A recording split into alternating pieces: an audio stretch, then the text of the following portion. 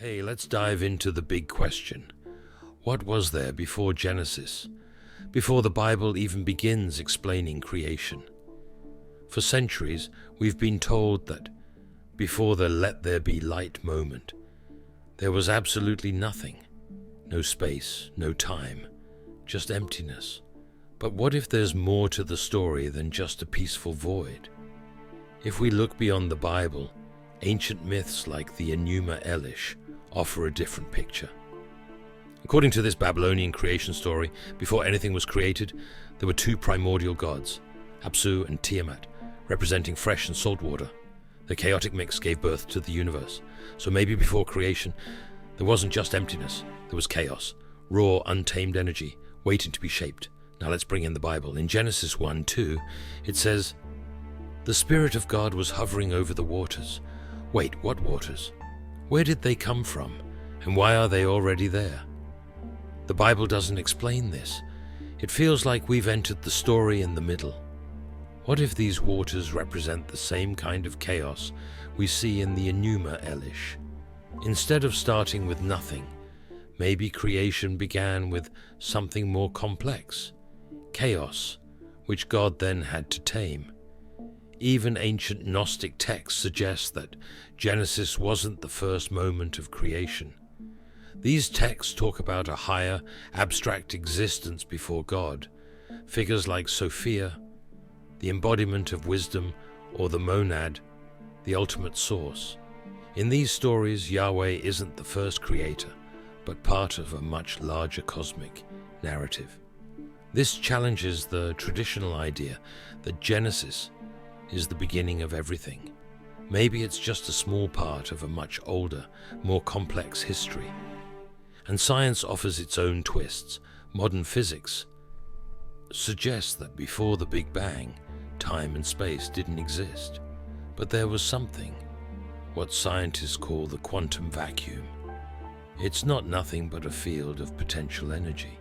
So instead of a peaceful void, there might have been a chaotic energy field, something raw and primordial that God had to harness when creating the universe.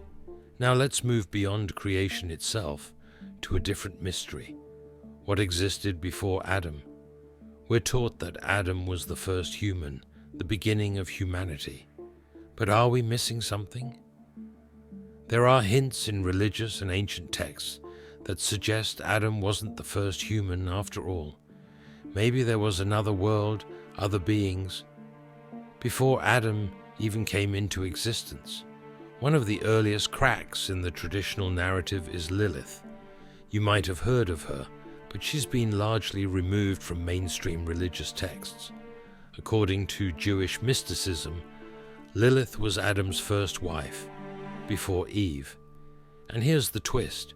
She refused to be subservient to Adam and left the Garden of Eden, becoming a figure associated with darkness and rebellion. But her story raises a big question. If Lilith existed before Eve, what does that say about the timeline of creation? Could there have been a world where Lilith and possibly other beings existed before Adam? This isn't just an isolated idea. Gnostic and Sufi texts also suggest that humanity existed long before Adam. Gnostics, for instance, talk about different layers of creation, with Adam being a more recent development in a much older cosmic drama. According to these teachings, Adam wasn't the first human, but part of a process in which human souls became trapped in material bodies. Before Adam, there were beings of light, pre-Adamic humans, who lived in higher consciousness and weren't confined by flesh. Now let's bring in some scientific evidence. Fossil records show that human-like beings, Homo sapiens, Neanderthals, and Denisovans, existed hundreds of thousands of years before Adam is said to have lived. These beings weren't just surviving. They were thriving, creating tools, art, and societies. If they were here before Adam, what were they? And why doesn't traditional religious teaching mention them? This brings us to the concept of pre-Adamites, a theory that's been around for centuries. Some Christian theologians in the 16th and 17th centuries debated the idea that humans existed before Adam. According to this theory, Adam wasn't the first human, but the first in a special line chosen by God, while pre-Adamites represented the rest of humanity, scattered across the globe. It's a controversial idea, but it challenges the idea of Adam as the first human ever. Islam also hints at the possibility of beings before Adam. According to Islamic tradition, jinn, beings made of smokeless fire, lived on earth long before humans. They had free will and built civilizations, but their reign ended in rebellion and chaos, which led to their downfall. Only after this did God create humanity.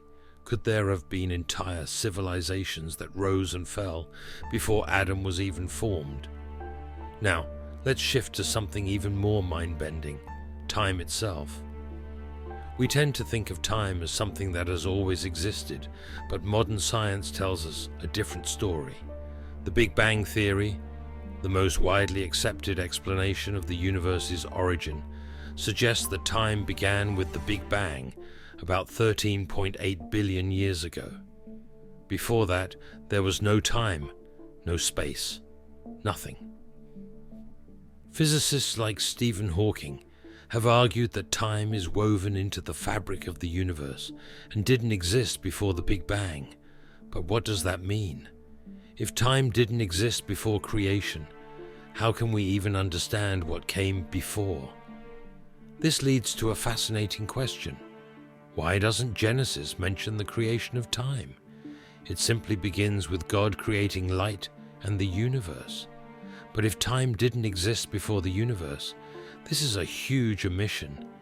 It suggests that either the writers didn't understand time's origin, or they didn't think it mattered.